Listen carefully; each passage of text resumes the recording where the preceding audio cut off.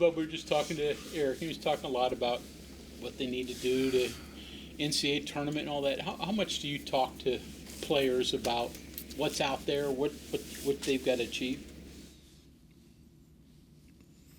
I would say a significant amount of time. I mean, I don't want them to come in to us later and say, I wish you would have told us. If you would have told us, we would have, played harder, been more cognizant of what was in store, whatever.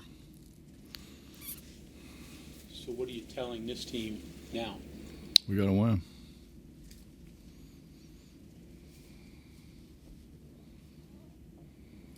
You look at Saturday, if you look at bracketology, I don't know whether that's one of the things you pay attention to.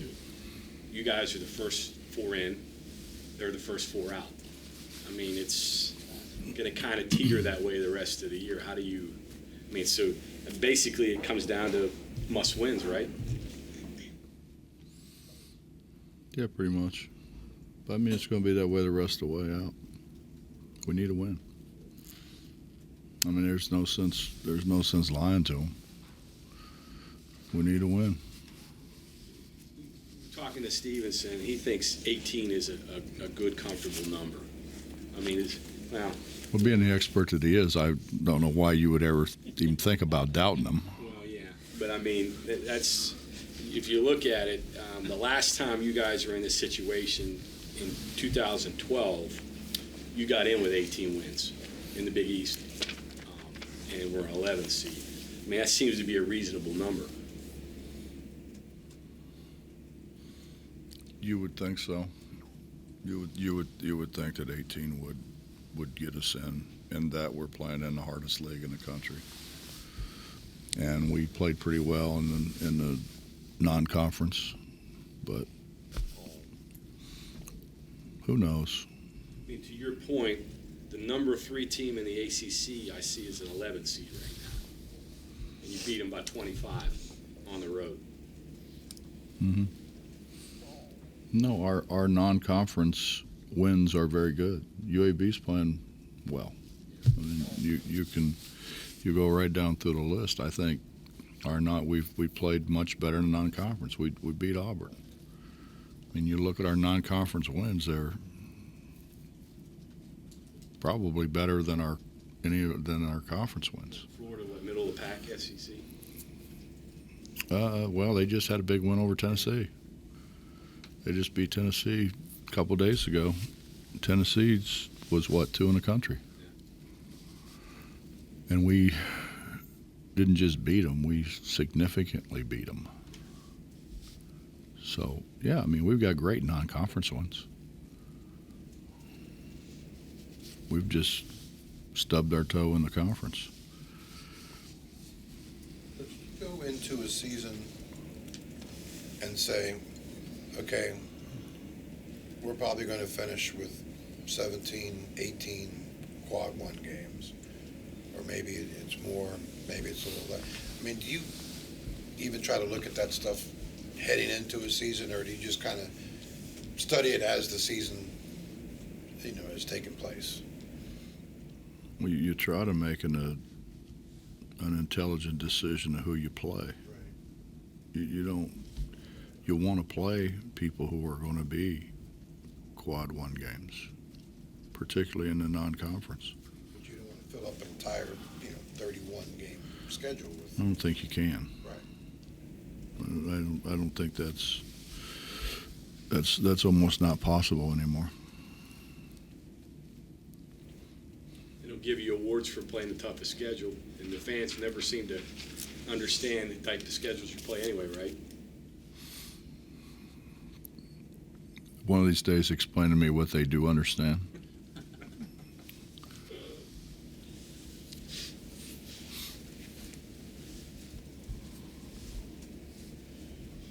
On the post-game radio show after TCU, it sounded like you were unhappy with the leadership of some of your guys. I guess, how do you think they've responded since you got back Wednesday morning or whenever it was?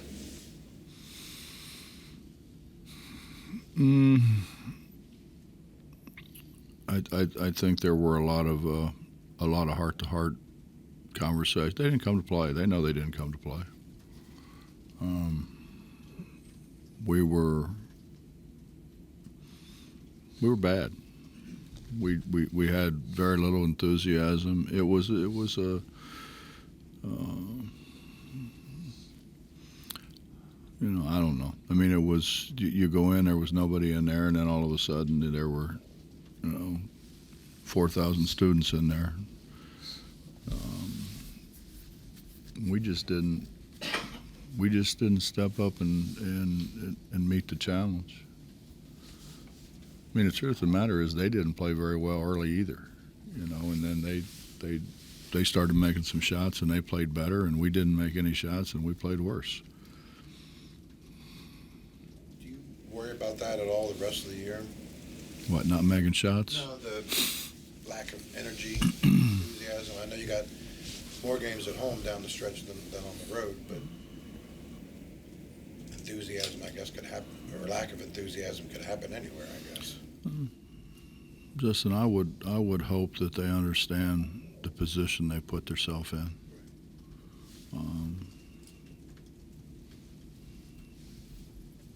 We've got enough veteran guys that they should understand. We've got enough guys that have played in NCAA tournaments who should be excited about playing in NCAA tournaments. We got enough guys who a year ago did not. That should be a tremendous motivating factor for them. Defense, TCU got a lot of buckets at the rim, layups and such. You think that's been a problem all year? Was that a one-game thing? What did you think of your defense, not necessarily this week, but overall? We haven't been great defensively, but we were horrible. We just didn't make breaks on the ball. We didn't guard the ball. We put no pressure on the ball. We didn't offensive or defensive rebound the ball. It was a very lackluster, I guess, to be kind. Very lackluster performance. They didn't seem to have a whole lot of enthusiasm about playing. And then you start out missing shots, and I think that makes it worse. So is that effort and energy level more noticeable on the defensive end than offense when you have problems with that? Sure. Well, yeah. I mean, it's more noticeable, yes. But the others is noticeable as well. Probably just doesn't stand out as much because the other team's scoring.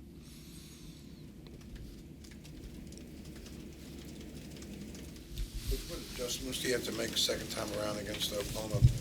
First game, both teams shot the ball very, very well. I don't know if it was maybe the kind of style of play you would have wanted, but just, what do you think having that game back here?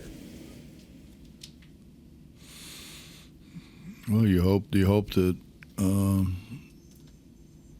the building's enthusiastic. Hopefully that the fans show up, the students show up, and there's excitement in the building. That helps considerably. Justin, I don't know if they don't understand the position that they put themselves in now. I don't know that they will ever understand. Do you do anything different with Groves, the older, big one? No, just guard him. They've won 7 in a row against you guys. What's been a common thread in those 7 wins? Pick out one. I can't remember back that far. I mean, it seems like when you watch them, they've played with great effort in the games. Maybe not always played perfectly, but seem to get 50-50 balls. I mean, is that accurate? I honestly don't remember 7 of them.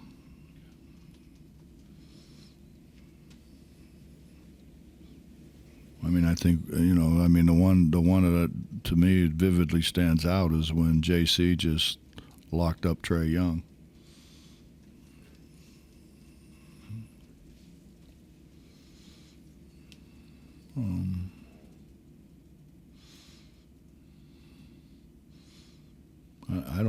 I don't, and it's unusual for me not to recall pretty much what happens, but I've kind of, I guess, blocked it out.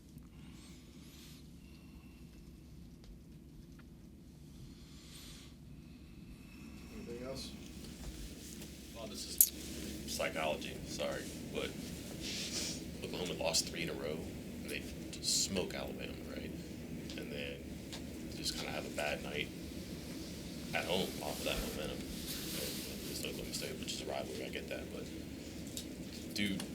just kind of what you're talking about with energy and things like that, is it just hard to keep your thumb on things as a coach or a staff, or even like leadership players, as to what you're going to get from a collection of 10, 12, 13 players from a day at a time or a week at a time?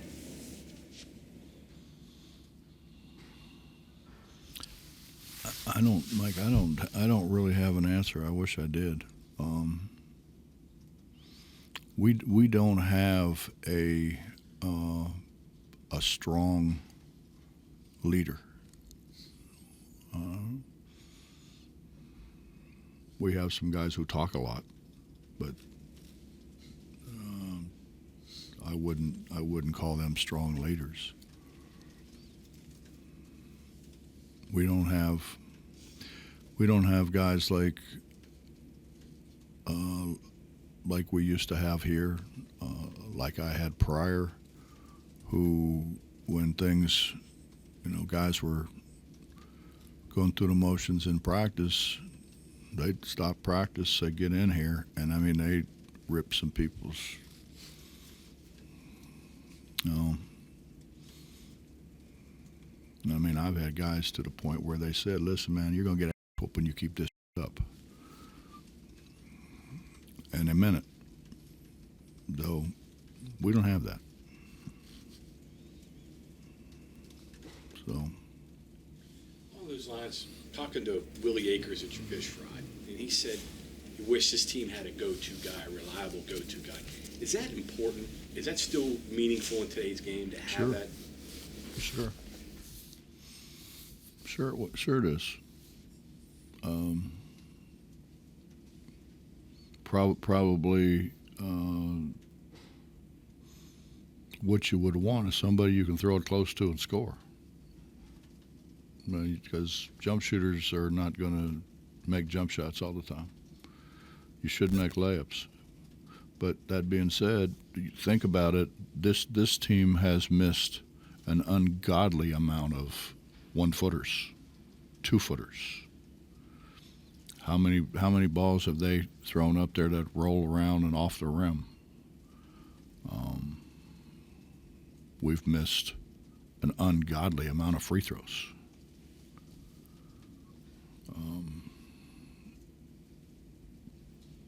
We just haven't finished anything. To get it as close as we've gotten it, to be able to drive it at the goal and get it on the rim and then not finish, not offensive rebound it and finish after that. And sometimes we've done that and then missed that and then rebound it and threw it up again and missed another one. And I don't recall that happening. I keep saying, you know, I keep looking at the film. I keep saying, you know, do you have your hand behind the ball? You know, if you got your hand on the side and you throw it up there and you got some spin on it, okay, maybe you understand maybe why it rolled around the rim and went out. We do that some, but I think it's hard to miss when if you have your hand behind the ball and you put it in that square. It's pretty difficult to miss, but somehow we find ways to. Bob, coaches strive for consistency in their team. if anything consistent about this team is that it hasn't been consistent. I mean, day in and day out, almost, you don't know what you're really going to get out there. How do you approach that? I mean, how do you get consistency out of an inconsistent group? You know, Bob, I've thought about that, and I think about the future. I think about, okay, we have X amount of guys coming back, and then you have portal guys, and then you have transfer guys, and then you have maybe some good freshmen. Like, you know, our 2 freshmen are good. They're going to be really good players. And if we have a chance to get a couple really good freshmen again, we probably ought to take a couple really good freshmen. But I guess the point is, the mix that you have is not what used to be. You know, you bring in a guy from the portal who may or may not fit in. You bring a transfer in who may or may not fit in. You bring in a couple freshmen. You bring in, you know, you bring back guys, and it's not a good mix. And I don't know what the solution is. I mean, you say you get a guy out of the portal, you want to think that at least you're getting a pretty good guy, or you wouldn't have fooled around with him. I think same thing with a transfer.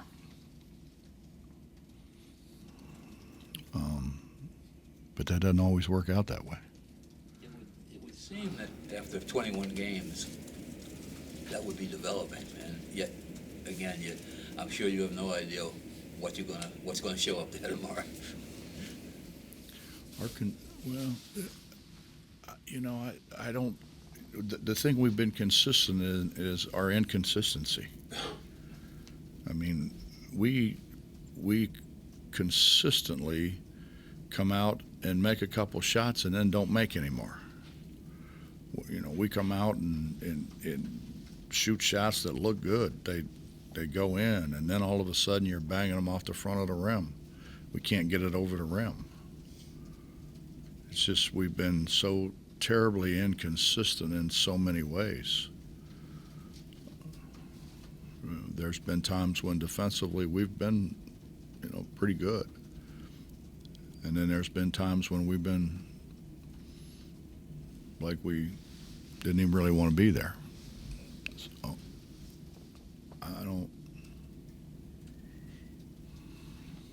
we don't have a leader. We really don't. The leader? I think so. I mean, I know we just don't have that strong leadership. The you know, the guy who drags everybody in and says, you know, this BS got to stop, man, now. And they're good guys. I mean, we don't have bad guys. I mean, we got really good guys. They're good people.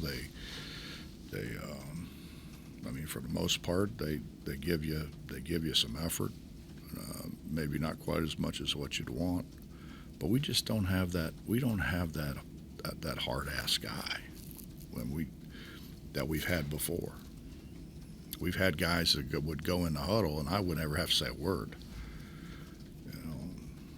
I mean, that's got to come internally. I mean, it can't be the coach. It can't be the coaching that do that. I mean, it's got to come from within the locker room. You know, Bob, you know, I mean, you've been around this a long time like I have. I mean, it's you have a tendency to turn off the same voice when you hear it over and over and over and over and over and over again. And so you need a new voice. You need a new strong voice that's not the same voice constantly.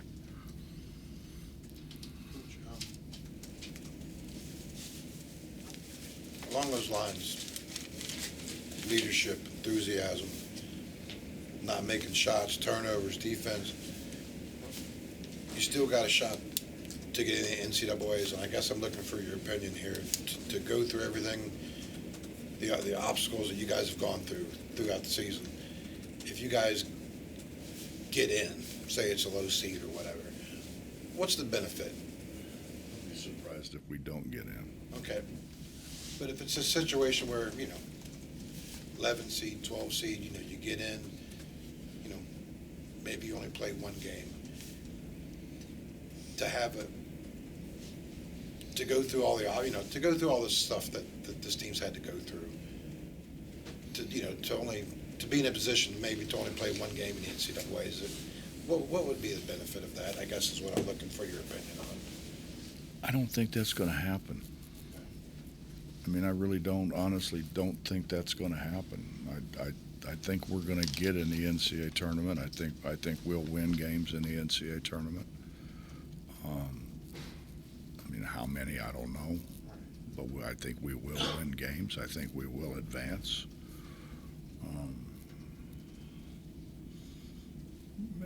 You can look at it a couple different ways. You can look at it as it's a new beginning. It's a second chance. It's everybody who goes to college. I mean, they want to play in the NCAA tournament. Hell, I wanted to play in the NCAA tournament.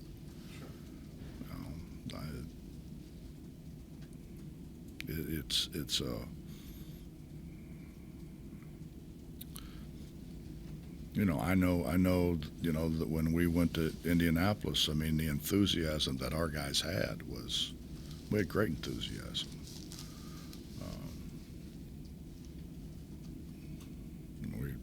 I guess we win one game and lost the second game, but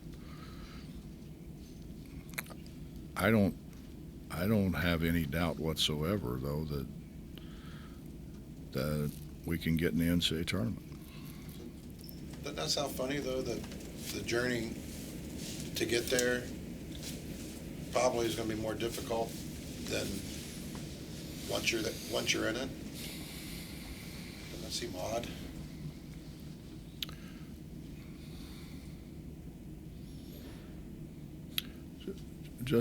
I mean, if you think about the opportunities that we had, we missed an ungodly amount of 1-2 footers. We had a situation where we had 3 free throws. All we had to do is make 2. We win. We made none. How many times did we go to the line, have 2-shot opportunities, and at best go 1 for 2? I don't know. I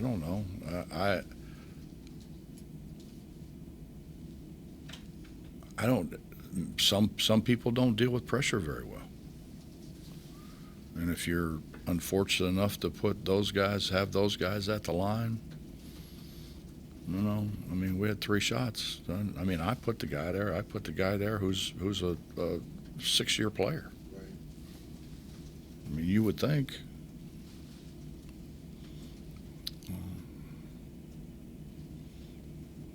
And they were all short.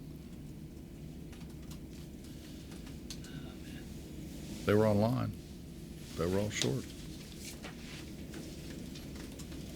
It's I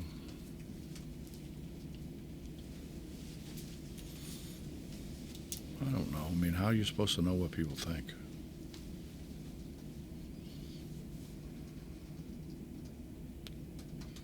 And then the Auburn game, and I mean, we played. I mean, we played. We've had a problem throwing the ball around.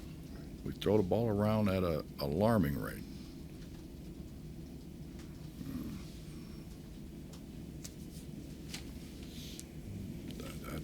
That's got to get fixed. But I mean, we've done virtually every drill that I know of, and I've been doing this long enough. I know a lot of damn drills. So. Keaty's ankle, or is he? Keaty's ankle better, or same, worse? About the same. He went yesterday and actually looked better yesterday than what he's looked.